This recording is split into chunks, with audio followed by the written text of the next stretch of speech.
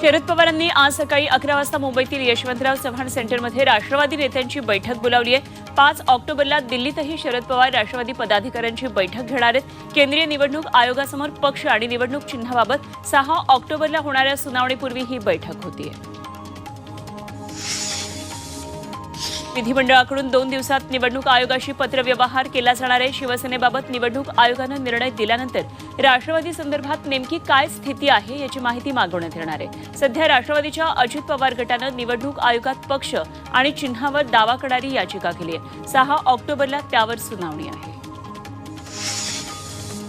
महायुती सरकारमधील मित्रपक्षांना निवडून आणण्याची जबाबदारी भाजपची आहे असं वक्तव्य उपमुख्यमंत्री देवेंद्र फडणवीस यांनी केलंय।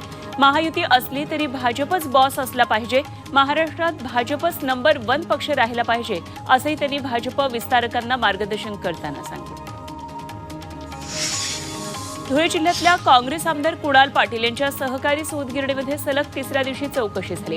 आयकर विभागाच्या चौकशी पथकामध्ये 40 जणांचा समावेश आहे। दरम्यान नेमकी कसली चौकशी केली जात आहे आणि कुठले आरोप ठेवण्यात आलेत याबाबत माहिती समोर आलेली नाहीये। उत्पादन शुल्क मंत्री शंभूराज देसाई यांना गाडीत बसण्यासाठी स्वतः खासदार उदयनराजे भोसले यांनी गाडीचा दरवाजा उघडून दिला। उदयनराजेंच्या साताऱ्यातल्या निवासस्थानी शंभूराज देसाई आलेले होते। भेटीनंतर शंभूराज देसाई जायला निघाले तेव्हा उदयनराजे त्यांना सोडायला गाडीपर्यंत आले। तर निघताना शंभूराज यांनी त्यांना मुजरा केला।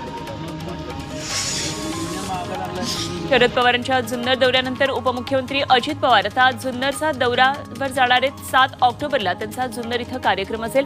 याआधी 6 ऑक्टोबरला पक्षचिन्हाबाबत निवडणूक आयोगासमोर सुनावणी होणार आहे। त्यानंतर अजित पवार जुन्नरमध्ये येणार की नाही हे पाहणं महत्त्वाचं ठरणार आहे। वंचित बहुजन आघाडीचे अध्यक्ष प्रकाश आंबेडकर यांचे पुत्र सुजात आंबेडकर 4 दिवसीय अकोला दौऱ्यावर आहेत। प्रकाश आंबेडकर यांनी नुकतेच स्वबळावर लोकसभा निवडणूक लढवण्याची घोषणा केली आहे आणि त्या दृष्टीनं पक्ष तयारीला लागलाय। तांडे सामू चालू म्हणजेच गावाकडे चला या नावानं सुजात आंबेडकर हा दौरा करत आहे। जनता दल सेक्युलरचे प्रमुख आणि माजी पंतप्रधान एच डी देवेगौडा यांनी भाजपबरोबर जाण्याचा निर्णय घेतल्याचे तीव्र पडसाद मालेगावमध्ये उमटले। देवेगौडांच्या या भूमिकेचा निषेध करत पक्षाला सोडचिठ्ठी देण्याचा निर्णय पक्ष कार्यकर्त्यांनी घेतला। डोंबिवलीमध्ये ठाकरे गटानं केंद्र आणि राज्य सरकारी योजनांचा भांडाफोड आंदोलन केलंय। कल्याण लोकसभा मतदारसंघात गेल्या 9 वर्षात काय कामं झाली असा सवाल यावेळी विचारण्यात आला। तसंच केंद्र आणि राज्य सरकारनं दिलेल्या पोकळ आश्वासनांचे फलकही या निमित्तानं झळकावण्यात आले। जळगाव जिल्हाधिकारी कार्यालयासमोर राजपूत समाजानं बेमुदत उपोषण सुरू केलंय। 14 मे रोजी छत्रपती संभाजीनगरमध्ये झालेल्या राजपूत समाजाच्या महासंमेलनात राजपूत समाजाच्या विविध 15 मागण्यांना मुख्यमंत्री उपमुख्यमंत्र्यांनी मंजुरी दिली होती। मात्र अजूनही या मागण्या पूर्ण झाल्या नसल्यानं हे आंदोलन पुकारण्यात आले।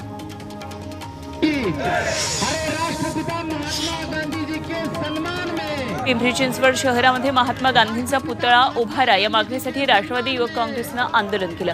2019च्या सर्वसाधारण सभेत गांधींचा पुतळा उभारायला मान्यता देण्यात आली होती। 4 वर्ष उलटूनही पुतळा झाला नसल्यानं हे आंदोलन करण्यात आलं। महाराष्ट्र प्रदेश काँग्रेसचं 2 दिवसीय राज्यस्तरीय प्रशिक्षण शिबिर शिर्डीमध्ये सुरू झालंय। खासदार मुकुल वासनिक यांच्या उपस्थितीत शिबिराची सुरुवात झाली। राज्यभरातल्या काँग्रेसच्या अनुसूचित जाती विभागाचे पदाधिकारी या शिबिरासाठी उपस्थित आहेत। जालन्यात अंबड तालुक्यातील रोहिलागड गावात विकास कामांच्या उद्घाटनासाठी गेलेल्या आमदार नारायण कुचेंना मराठा समाजाच्या रोषाला सामोरं जावं लागलं। ग्रामस्थांनी त्यांच्यासमोर 1 मराठा लाख मराठा अशी घोषणाबाजी करत बोंबा मारल्या। ग्रामस्थांचं आक्रमक रूप पाहून आमदार कुचेंनी गावातून काढता पाय घेतला। मराठा समाजाच्या आरक्षणासाठी आंदोलन केलेले मनोज जरांगे यांची परभणीमध्ये एल्गार सभा झाली। या सभेसाठी हजारोंच्या संख्येमध्ये मराठा समाज हजर होता। मराठ्यांना गायकवाड कमिशननं मागास सिद्ध केलं आहे। मराठा शेती करतो म्हणजे तो कुणबी आहे, तर इतरांना व्यवसायावरून आरक्षण देण्यात आलं, मग मराठ्यांनाच का नाही असा सवाल यावेळी जरांगे यांनी केला। सोलापूरमध्ये धनगर समाज आरक्षण कृती समितीनं सोलापूर विजयपूर राष्ट्रीय महामार्गावर रास्ता रोको आंदोलन केलं आणि एसटी आरक्षणाची त्वरित अंमलबजावणी करण्याची मागणी यावेळी करण्यात आली। या आंदोलनामध्ये मेंढरही आणण्यात आली होती। परभणीमध्ये ओबीसी समाजाच्या न्याय हक्कांच्या विविध मागण्यांसाठी जोरदार आंदोलन करण्यात आलं। यावेळी वासुदेवांनी ओबीसी समाजाच्या समस्यांवर निगडीत गाणी गायली आणि ही गाणी या आंदोलनाचं खरं आकर्षण ठरलं। भाजपच्या ओबीसी जागर यात्रेला वर्धाच्या सेवाग्राममधून सुरुवात झाली। भाजपचे प्रदेशाध्यक्ष चंद्रशेखर बावनकुळे, आशिष देशमुख यांच्या उपस्थितीमध्ये या यात्रेला हिरवा झेंडा दाखवण्यात आला। 44 विधानसभा मतदारसंघातून ही यात्रा 2000 किलोमीटरचा प्रवास करणार आहे। येवला शहरासह परिसरात संध्याकाळी जोरदार पाऊस झाला, त्यामुळे होडकी वसाहत आणि लक्कडकोट भागातल्या काही घरांमध्ये पावसाचं पाणी शिरलं। यामध्ये संसार उपयोगी वस्तू आणि धान्य पाण्यामध्ये भिजलं। पाण्याचा निचरा होण्यासाठी योग्य व्यवस्था न केल्यानं पाणी साचत असल्याचा आरोप स्थानिकांनी केला। नाशिकमधल्या येवला तालुक्यात जोरदार पाऊस झाला आणि या पावसानं शेतकऱ्यांमध्ये समाधानाचं वातावरण आहे। पावसाअभावी अगोदरच खरीपाची पिकं पूर्णपणे वाया गेलेत। आता आलेल्या पावसामुळे रब्बीच्या पिकांना फायदा होणार आहे।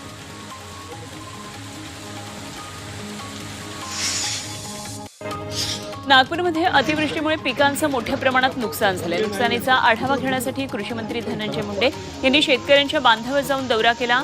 अड्याली उमरगावामध्ये जाऊन त्यांनी पाहणी केली। अहमदनगर जिल्ह्यातल्या राहुरीच्या निळवंडे धरणाचं काम त्वरित पूर्ण करून शेतकऱ्यांना पाणी द्यावं, यासाठी आंदोलन करण्यात आलं। निळवंडे धरणावर 182 गावांचं पिण्याचं पाणी आरक्षित करावं, प्रस्तावित कालव्यांमध्ये येणाऱ्या अडचणी दूर कराव्यात, या आणि इतरही मागण्या यावेळी करण्यात आल्या। अहमदनगरमध्ये गावाला स्मशानभूमी नसल्यामुळे रस्त्यावरच भर पावसामध्ये अंत्यविधी करण्यात आला।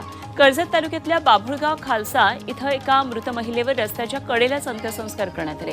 अनेकदा मागणी करून सुद्धा गावाला स्मशानभूमी मिळत नाही असा आरोप ग्रामस्थांनी केला।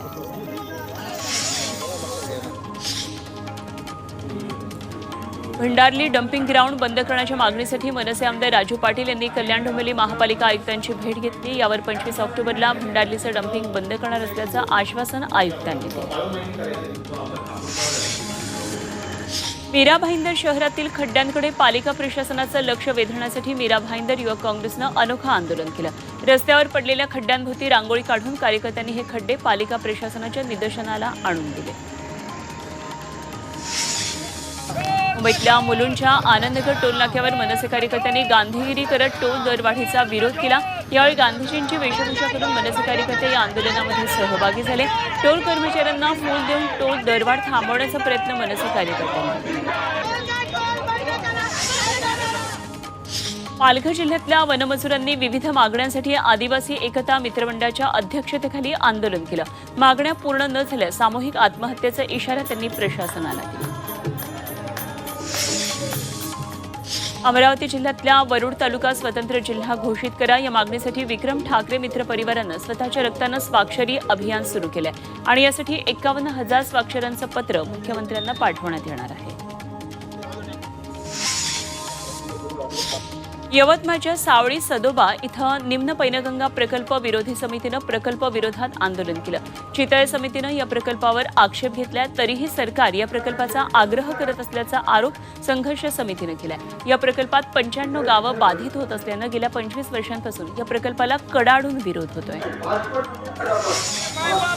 हिंगोलीत विस्थापित धरणग्रस्तांनी विविध प्रलंबित मागण्यांसाठी जिल्हाधिकारी कार्यालयावर भव्य मोर्चा काढला। यावेळी बाधितांनी विविध मागण्यांचं निवेदन जिल्हाधिकाऱ्यांना दिलं, तसंच आंदोलनाची दखल न घेतल्यास तीव्र आंदोलनाचा इशारा देण्यात आला।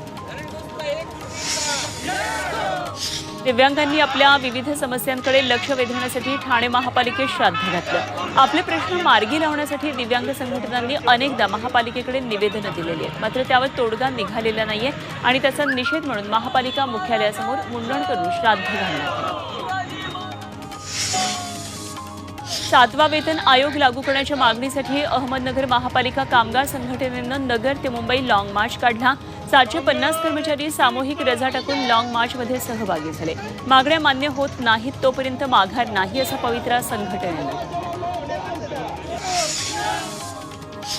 महाराष्ट्र राज्य प्राथमिक शिक्षक संघातर्फे गोंदिया शहरातल्या जयस्तंभ चौकामध्ये महा आक्रोश मोर्चाचं आयोजन करण्यात आलं। शिक्षकांकडे अशैक्षणिक कामं न देता फक्त शिकवण्याचं काम द्या, या प्रमुख मागणीसह विविध 46 मागण्यांसाठी हा महामोर्चा काढण्यात आला। राज्य सरकारनं कंत्राटी भरतीसाठी 9 खासगी कंपन्यांची नियुक्ती केलेली आहे आणि हा GR रद्द करण्याची मागणी संभाजी ब्रिगेड कामगार संघटनेनं केली आहे. त्यासाठी मुंबईतल्या आझाद मैदानात संघटनेनं बेमुदत उपोषण सुरू केलं. MPSC उत्तीर्ण होऊन निवड झालेल्या उमेदवारांनी मुंबईतल्या आझाद मैदानात लोटांगण आंदोलन केलं. निवड झाली असताना मागील 2 वर्षांपासून नियुक्तीच मिळाली असल्यानं हे उमेदवार अजूनही बेरोजगार आहेत. त्याचा निषेध करत सरकारचं लक्ष वेधण्यासाठी हे आंदोलन करण्यात आलं.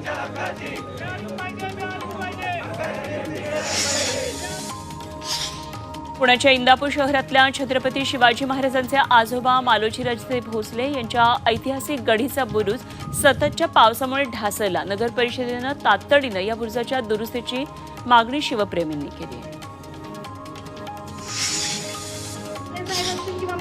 पिंपरीमध्ये शरद पवारांचा समाजरत्न पुरस्कार देऊन सन्मान करण्यात आला. भारतीय भटके विमुक्त प्रतिष्ठा संघानं या कार्यक्रमाचं आयोजन केलं होतं आणि यावेळी बोलताना चुकीच्या चालीरीती बदलण्यासाठी आपण सर्वांनी प्रयत्न करणं ही काळाची गरज असल्याचं शरद पवार म्हणाले.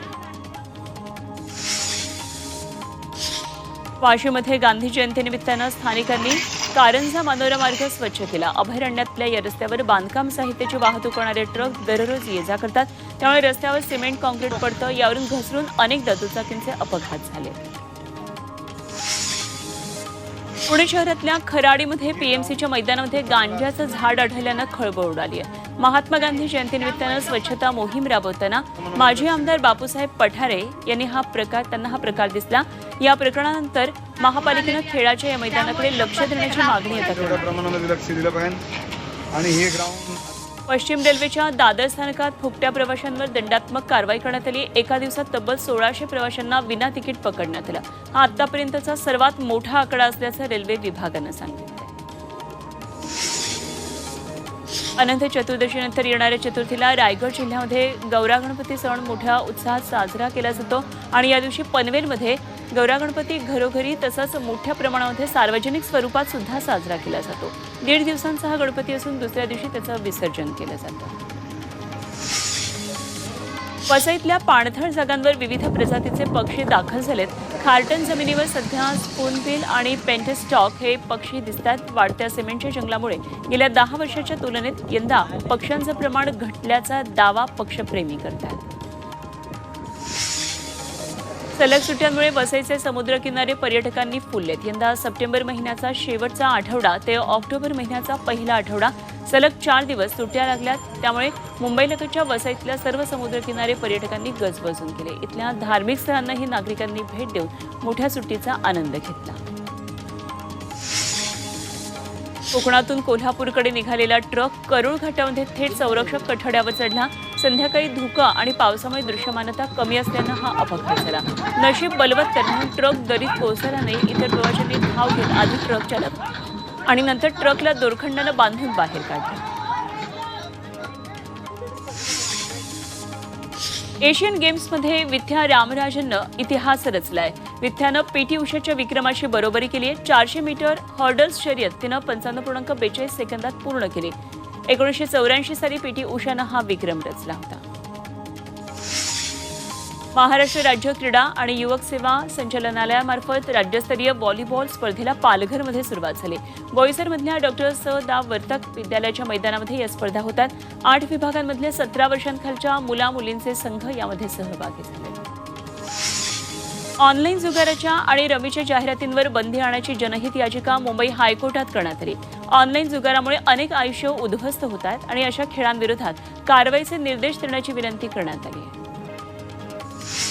नांदेड शहरात गावठी पिस्तुलं विकणाऱ्या टोळीला स्थानिक गुन्हे शाखेनं अटक केली आहे. आरोपींकडून 7 पिस्तुलं आणि 116 कारतुसं जप्त केली आहेत. या टोळीतील 2 मुख्य सूत्रधार फरार आहेत. त्यांच्यावर पोलिसांनी 25,000चं बक्षीस जाहीर केलं आहे.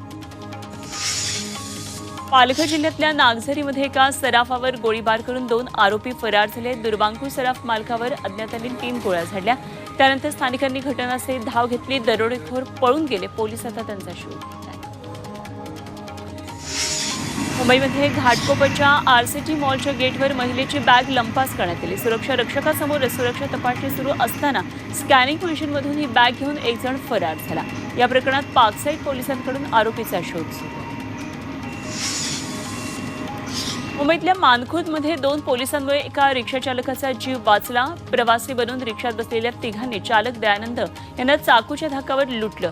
नेमका त्याच वेळी पोलीस आल्यानं तिघांनी तिथनं पळ काढला. त्यातल्या एकाला पोलिसांनी अटक केली तर चाकूचा वार लागल्यानं जखमी झालेल्या रिक्षाचालकाला पोलिसांनी रुग्णालयामध्ये दाखल केलंय.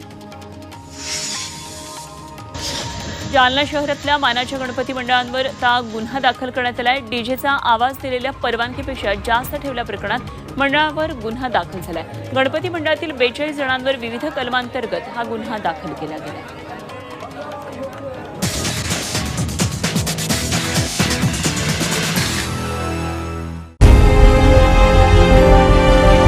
विकासाचा ध्यास म्हणजे